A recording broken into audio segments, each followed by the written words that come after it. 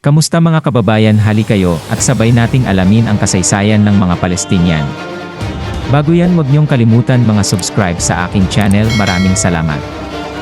Sa puso ng Middle East, kung saan ang ginto araw kissed ang lupa, at ang hangin ay nagdala ng mga kwento sa pamamagitan ng mga panahon, isang lupa na kilala bilang Palestine lumitaw bilang isang tapestry ng mga kultura at sibilisasyon. Ito ay ang kasaysayan ng kung paano ang isang iba't ibang grupo ng mga tao ay dumating na kilala bilang Palestinians.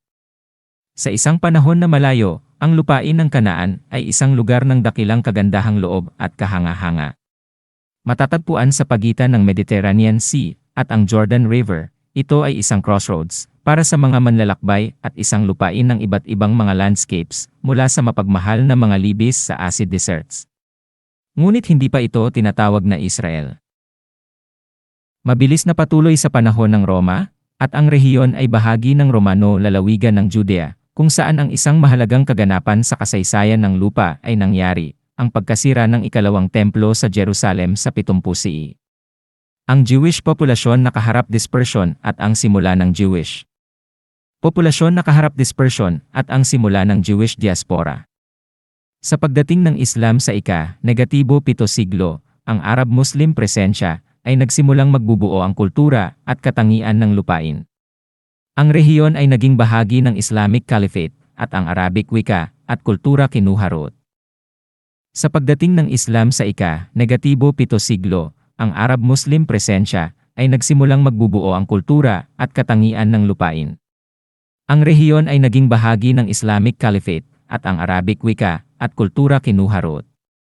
Ang simula ng ika-20 siglo ay saksi ng pag-unlad ng Sionistang kilusan bilang Jewish immigrants na dumating sa Palestine, iminungkahing isang Hudyo homeland.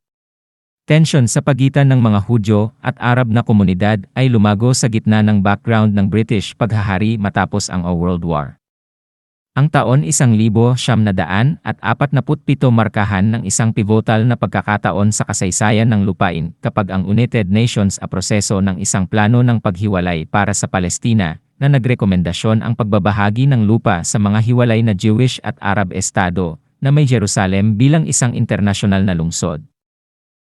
Ang plano ay tinanggap ng mga Hudyo leader, ngunit tinanggihan ng mga Arab leader na humantong sa 1948 Arab-Israeli War.